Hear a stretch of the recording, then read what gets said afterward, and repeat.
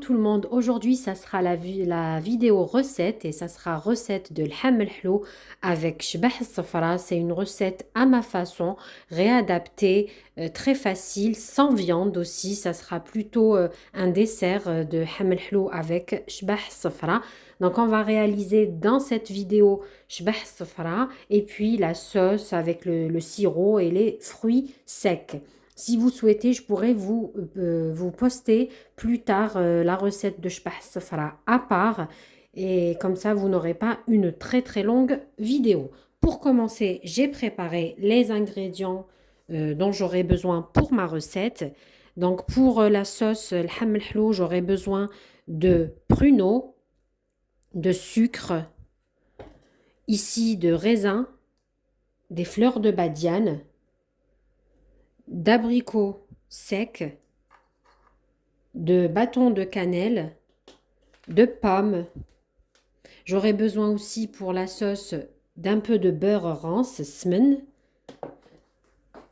de mazhar, donc l'eau de fleurs d'oranger, et bien sûr de l'eau. Pour la réalisation de shbah al-safra, j'aurai besoin de la poudre d'amande que moi j'ai achetée toute prête. Nous avons cette chance de l'avoir toute prête. Vous pouvez aussi la préparer. À ce moment-là, il faudra émonder les amandes, les laisser sécher. Ensuite, les hacher au hachoir très très fin.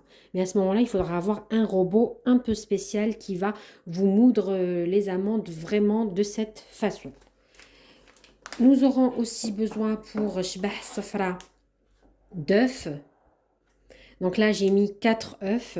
Je vais voir si je vais les utiliser les 4 ou bien 3 ou bien même 5. Tout dépend la grosseur des œufs. Regardez, moi, c'est des petits œufs ici. C'est pas de taille petite et non moyenne.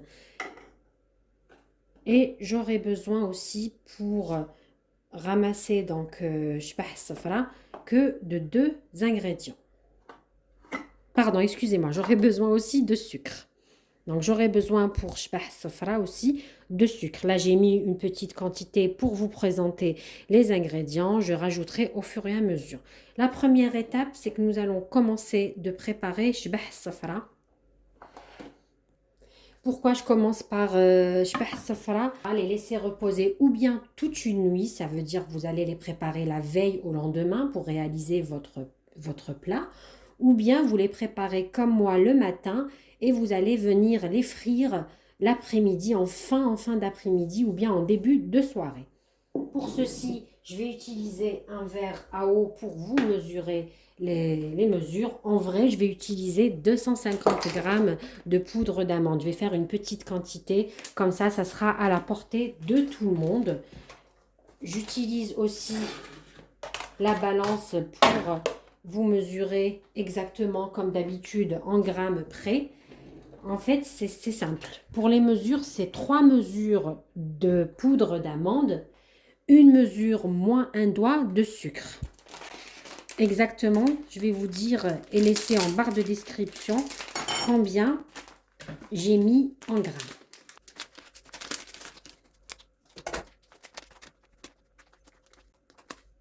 Donc là, j'ai mis 80 grammes. J'ai rajouté un petit peu pour avoir les 80. 83 grammes, c'est parfait. Comme ça, j'aurai mes 250. Donc, ça sera 3 mesures, 3 verres de poudre d'amande. Donc, une mesure.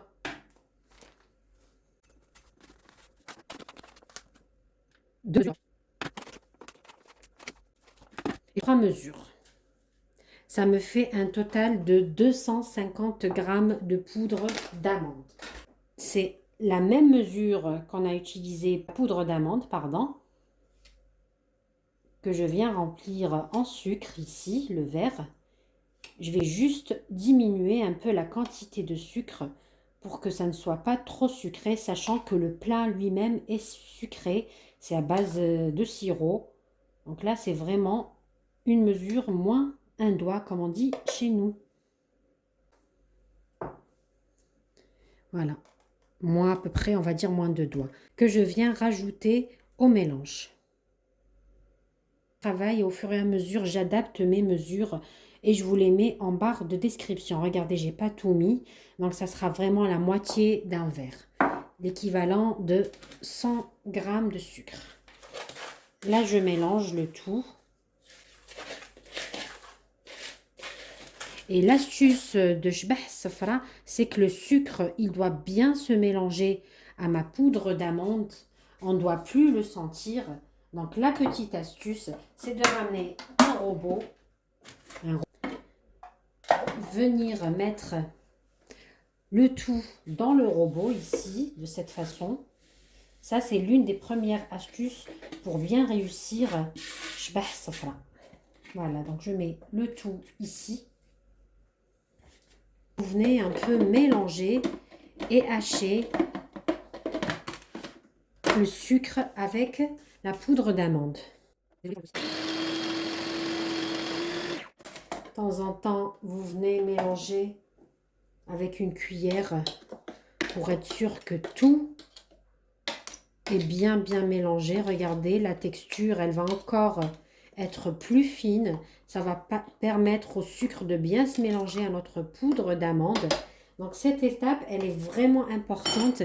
C'est ce qui permet d'avoir et de bien réussir ces Shbah Safra.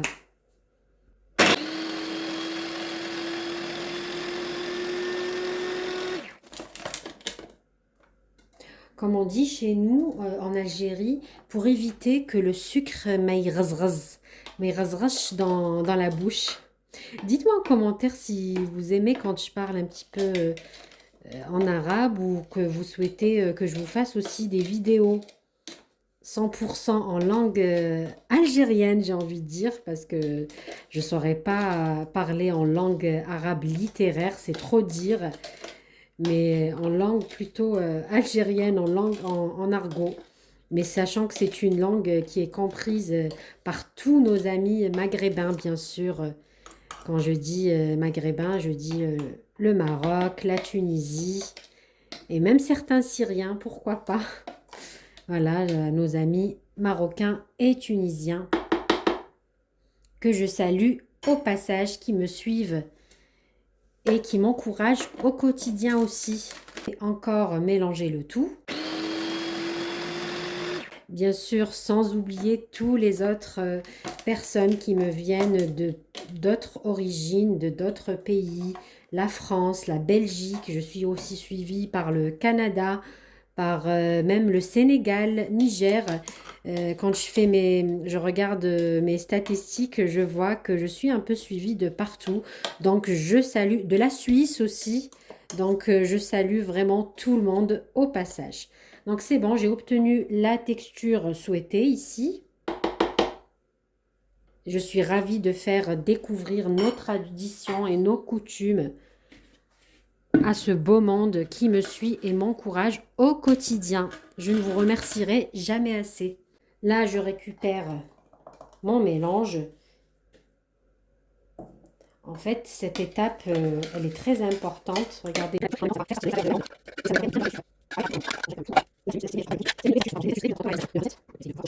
Et là vient l'étape des œufs. Il faudra toujours ajouter les œufs l'une par une, ou bien au départ mettez 2 jaunes d'œufs et ensuite vous allez voir la texture. Je vous dirai combien il m'a fallu d'œufs. Donc je viens séparer les blancs des jaunes.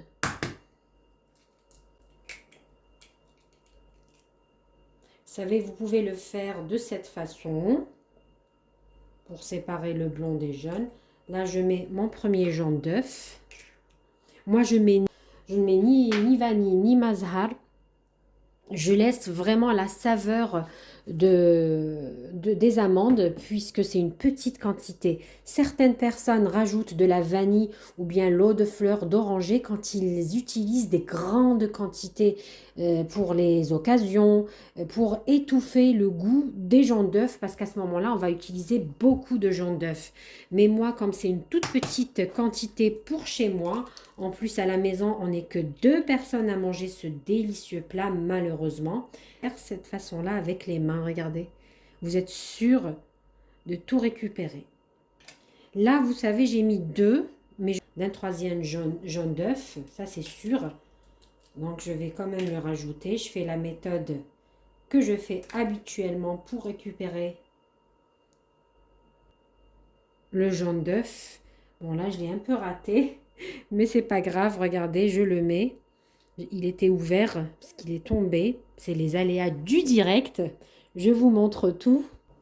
Là, les blancs d'œufs, je vais les réserver de côté pour la friture. C'est important.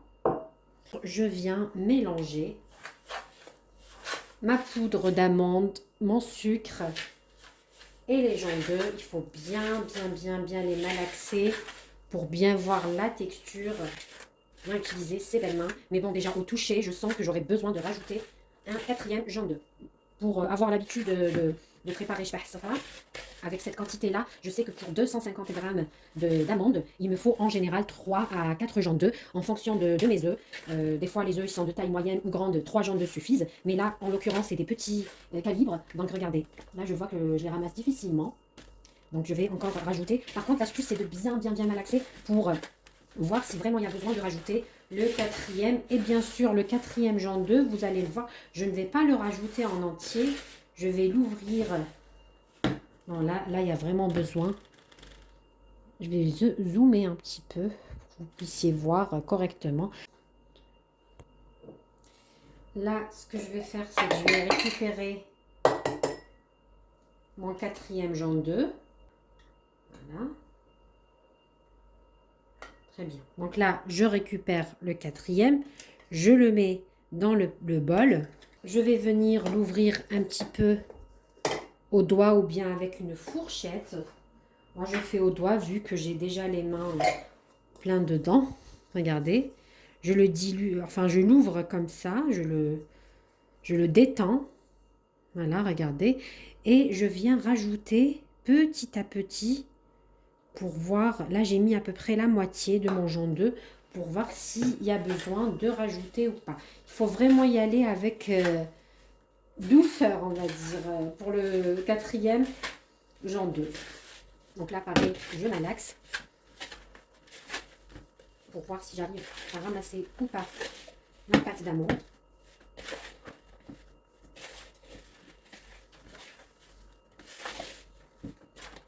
Ça manque encore de jaune d'œuf. Il reste vraiment un fond ici. C'est l'étape un peu la plus importante aussi dans la recette. C'est de ne pas trop, il ne faut pas que ça soit collant, ni trop dur. Juste au milieu. Regardez là, ça commence à le faire pour moi. Et je pense que je vais m'arrêter là. Ma pâte, elle est parfaite. Je fais tout introduire. J'introduis bien le jaune d'œuf. Et je pense que c'est suffisant pour moi. Du coup, regardez, je voulais vous montrer combien il restait du jaune d'œuf, du 4e jaune d'œuf. Regardez, il restait vraiment cette quantité-là. On peut dire j'ai utilisé 3 jaunes d'œuf et demi. Voilà, ça c'est l'astuce. Il faut toujours le 4e le détendre, même s'il y a besoin, humecter de cette façon vos doigts et venir rajouter petit à petit. Moi, je vous dis, je ne vais pas rajouter. Regardez, parce qu'elle est vraiment bien ma pâte. Regardez bien ma pâte. Regardez la pâte. Pour moi, elle est prête. Je vais venir façonner avec des emporte-pièces. Vous utilisez ce que vous souhaitez, la forme que vous souhaitez. Voilà. Et ça, bien sûr, ce qui reste du 4e jaune d'œuf. C'est une feuille en silicone que j'utilise souvent, des fois pour mes gâteaux, comme support aussi. Si vous n'avez pas cette feuille que j'ai acheté moi chez Lidl, vous pouvez utiliser tout simplement du papier cuisson ou bien juste du papier, des sachets en plastique de cette façon ou bien du papier film aussi. C'est juste pour éviter que votre pâte d'amande ne colle et aussi vous aider à l'aide de la maïzena pour éviter que ça ne colle. Ne vous inquiétez pas, la maïzena, ça ne va pas abîmer le résultat de votre shbahsafra. Au contraire, ça va l'aider à la friture. Ça va beaucoup aider. Donc moi, j'utilise un petit peu de maïzena que je viens saupoudrer. J'espère que vous arrivez à voir. J'ai vraiment zoomé. Ensuite, vous venez étaler Alors, je vais me rapprocher encore. Votre pâte de cette façon. Et comme je vous ai dit, l'une des astuces, c'est de façonner votre shbahsafra tout de suite. Ne pas laisser la pâte se reposer. Si vous la laissez se reposer, elle va s'effriter. Et bien sûr, l'étaler d'une certaine épaisseur, pas trop fine. Je vous dirai combien j'ai obtenu de pièces pour... Regardez, l'avantage, c'est que ça tourne. Vous pouvez tourner la feuille en silicone, le support. Je vous dirai en barre de description combien j'ai obtenu de pièces avec 250 grammes. Si vous voulez obtenir plus de pièces, vous pouvez, car sachez que shbahsafra, une fois prêt, une fois frit, se congèle parfaitement, se conserve parfaitement au congélateur. Vous pouvez les garder longtemps aussi dans des boîtes fermées hermétiquement. Vous pouvez garder vos pièces pendant tout le mois sacré du Ramadan. Si vous trouvez que vous avez trop étalé votre pâte, n'hésitez pas à faire de cette façon pour obtenir une belle épaisseur. Je vais utiliser ces deux modèles. Donc, j'ai l'étoile et ici la feuille de trèfle. Je n'ai pas de lune, de forme de croissant. Donc, je vais utiliser ces deux-là. Donc, l'astuce, c'est que vous venez avec votre porte-pièce le tremper un petit peu dans la maïzena, comme ceci. Et après, vous allez façonner de jolies pièces. Regardez, ça va coller, mais ce n'est pas grave. Vous pouvez récupérer délicatement votre petite pièce de shbahsafra. Regardez, très jolie. Et l'astuce, plein d'astuces dans cette vidéo. Et l'astuce, c'est que vous allez prendre un plateau ou bien un support, une planche en bois, un petit plateau en plastique, peu importe. L'essentiel, c'est d'avoir... là, je cherche des ciseaux, voilà. Vous prenez un sachet en plastique ou bien du papier film. Moi, je ne vais pas m'embêter. Je vais faire de cette façon. J'ouvre mon sachet de plastique ou bien sûr du papier film. C'est comme vous le souhaitez. L'essentiel, c'est que ça soit bien filmé. Que l'air... donc, vous prenez votre plateau. Vous mettez le sachet de cette façon et vous venez mettre vos petites pièces que vous allez confectionner et laisser sécher ou bien toute une nuit ou bien vous les faites le matin pour les frire en début de soirée. Je vais ensuite de cette façon, je vais toujours le pièce dans la maison, je vais ici, pareil, je fais la même chose, je vais faire finir je commence à les étoiles et ensuite je vais faire la forme que si vous voulez varier les désirs, si vous avez plus votre vous pouvez bien sûr utiliser la forme que vous souhaitez. Je vous remontre l'épaisseur, regardez bien l'épaisseur, il faut que ça soit assez épais.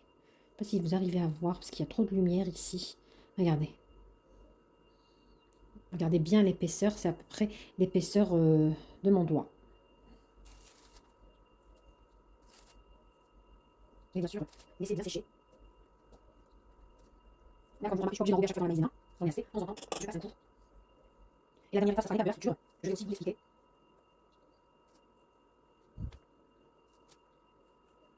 Là, je pense que je vais changer de plateau, il est trop petit celui-là. Mais c'était plus pour vous montrer, regardez le résultat, très joli. Et ensuite, l'astuce, c'est que vous venez fermer le tout de cette façon. Laissez sécher toute une nuit ou bien, regardez, j'ai retourné, comme ça tout est fermé. Je laisse sécher toute une nuit ou bien quelques heures du matin à l'après-midi. Je continue ainsi de suite. Là, j'ai pris un grand plateau pour ne pas m'embêter. Je change l'emporte-pièce. Je prends ma maison, je change. Là, c'est fait, je vais ici, je continue ainsi de suite. Je récupère votre note. Je la passe une autre place. De cette façon, regardez. Là, je rentre en face. Je la passe une fois, je continue ainsi de suite. Jusqu'à finir la passe. Je regarde les images de la passe, c'est vraiment. Ça fait quoi? Ça fait quoi? On sèche pas, vous voyez. Ça travaille facilement, parce que le papier commence à sécher, et commence à s'effriter, et ça va me déranger. Je continue ainsi de suite, je reprends. Là, j'ai fini de tout façonner. Je récupère les étoiles. Finalement, j'ai utilisé ce plateau pour que ça sèche correctement. Et je vous dis en barre, je vous laisse en barre de description combien j'ai obtenu de pièces pour 250 grammes de poudre d'amande. Je vous montre qu'avec juste 250 grammes de poudre d'amande, vous pouvez obtenir une bonne quantité suffisante pour vous faire plaisir à votre famille. Regardez le résultat.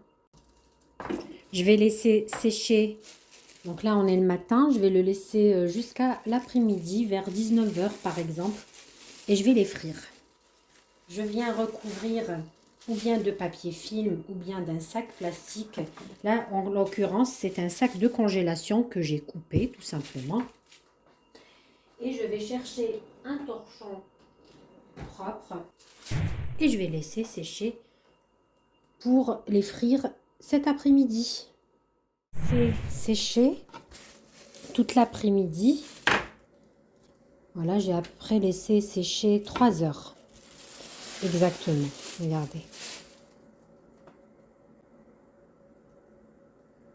Ce que je vais faire, c'est que je vais venir les plonger dans les blancs d'œufs qu'on a réservés de côté. Ce matin, quand on les a préparés, regardez. Donc tout simplement, je prends une fourchette. Voilà. Et je vais venir les plonger de cette façon. Bon, regardez. Ensuite, récupérer avec la fourchette la pièce de shbah safra. Et bien sûr, je vais la poser ici sur du papier absorbant pour enlever l'excédent de blanc d'œuf. C'est très important cette étape. Frire shbah safra, vos pièces ne vont pas s'ouvrir. Et aussi, pourquoi mettre du papier absorbant? Pour enlever l'excédent de blanc, pour ne pas en avoir partout lors de la friture. Vous pouvez utiliser la fourchette ou tout simplement, comme moi, y aller à la main. C'est franchement plus facile, plus rapide. Voilà, de cette façon, moi je préfère. Vous pouvez même enlever l'excédent de... Voilà. De blanc comme ça avec vos mains. Regardez. Moi, ce que je vais faire, c'est que je vais utiliser plusieurs fois le papier absorbant. De cette façon-là, c'est plus rapide. Je ne vais pas m'embêter. Je vais rajouter encore du papier absorbant ici. Et je vais continuer ainsi de suite jusqu'à finir toutes mes pièces de chasse. Je vous reprends après. Là, j'ai presque tout fini. Ce que je vais faire, c'est que je vais encore mettre du papier absorbant. Je vais mettre celle que je viens de passer au blanc d'œuf ici pour encore enlever l'excédent. C'est très important d'enlever l'excédent de blanc d'œuf. De cette façon, passer et les repasser sur du papier absorbant pour enlever l'excédent de blanc d'œuf. Comme ça, quand vous allez frire vos shbah safra, vous n'aurez pas ce blanc qui sera apparent sur vos pièces. Voilà, c'est ce que je fais. Je les transvase ici sur un autre papier absorbant propre. Oui, oui, c'est une recette qui a l'air facile de prime abord, mais non, il faut beaucoup de patience. Et en général, la cuisine, elle aime la patience, bien sûr. Si on aime cuisiner, il faut qu'on soit patient. Voilà, il faut que ça... Je vais enlever ici, le transvaser sur un autre papier. Mais franchement, cette étape, elle est importante. Voilà. Je vais laisser de côté le temps d'aller chauffer l'huile. Voilà ce que ça donne. J'ai mis une poêle, vraiment, c'est important que ça soit une poêle à base, par exemple, de téflon qui ne colle pas. Mes pièces, je viens avec un papier absorbant faire cette étape-là, c'est-à-dire enlever au-dessus si jamais j'ai encore de l'excédent de blanc, parce que je vois certaines pièces qui sont encore blanches, bien blanches. Voilà, enlever un petit peu l'excédent avant de les passer dans l'huile. Et bien sûr, je commence la friture ici. L'huile, il faut qu'elle soit bien chaude.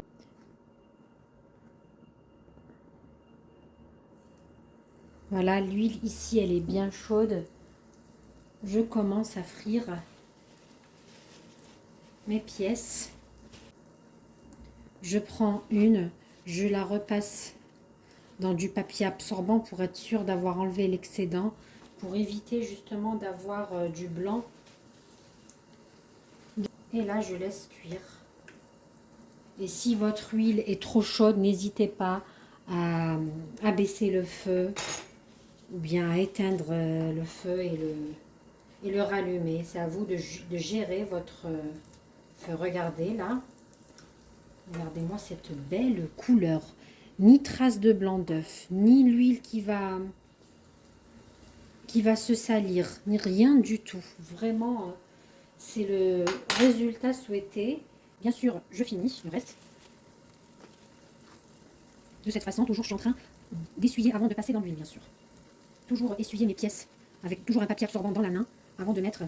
Parce que si je prends une avec du blanc d'œuf, ça va être la cata. Bien sûr, vous aurez préparé une assiette avec encore du papier absorbant pour absorber l'excédent d'huile cette fois-ci. Donc là, je mets l'assiette ici. Je vais ramener du papier absorbant que je vais mettre dans l'assiette de cette façon. Je ne sais pas si vous arrivez à bien voir. Voilà. Et là, il ne faut pas oublier d'enlever, sinon ça va cramer. Oui, là j'ai oublié les deux premières là. Pour les enlever, il faut être rapide. Regardez, à force de papoter, j'ai cramé, pas cramé, mais limite cramé. Elles sont bien dorées celles-ci. Voilà, moi je les aime pas comme ça. Donc trêve de plaisanterie, je vais me concentrer. J'arrête de parler surtout.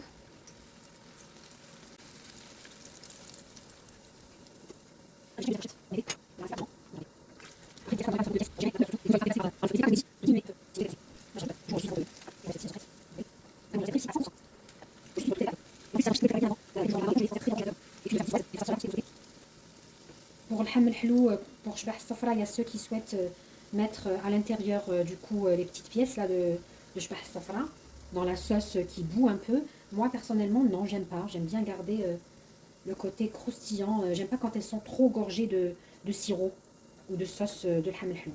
C'est au choix, c'est facultatif. Regardez, il ne faut vraiment pas vous laisser dépasser par le feu, sinon la couleur voulue, vous ne l'aurez pas. Et moi je veux que ça soit vraiment doré rose comme on dit et pas foncé. Celle-ci, j'aime pas, par exemple. Voilà. Donc là, je vais encore rajouter. Là, je suis vraiment à feu doux, même très très doux.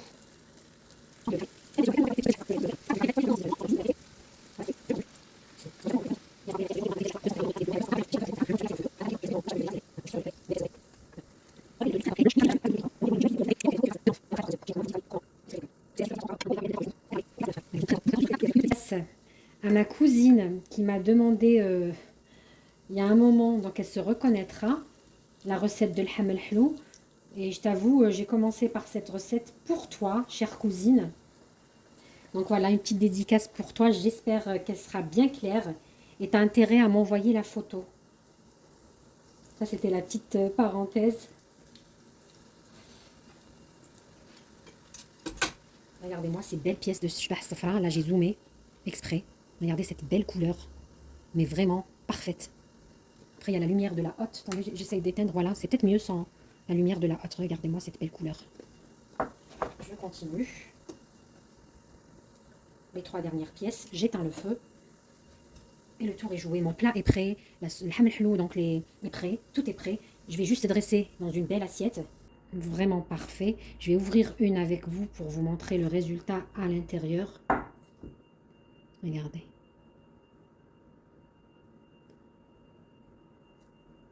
Voilà. Oh là là. En pur délice. Regardez. Vraiment. Shahidkoum fil jannah. J'ai même envie de les manger comme ça, sans sauce, sans le hamel helou. Un pur délice. Mon tagine, le hamel helou, il est prêt. Regardez-moi ces belles couleurs dorées. Et pareil ici, les pruneaux bien prêts à côté que je ne mélange jamais avec les autres car ça rend la sauce foncée. Je vais préparer tout ça dans un plat et je reviens.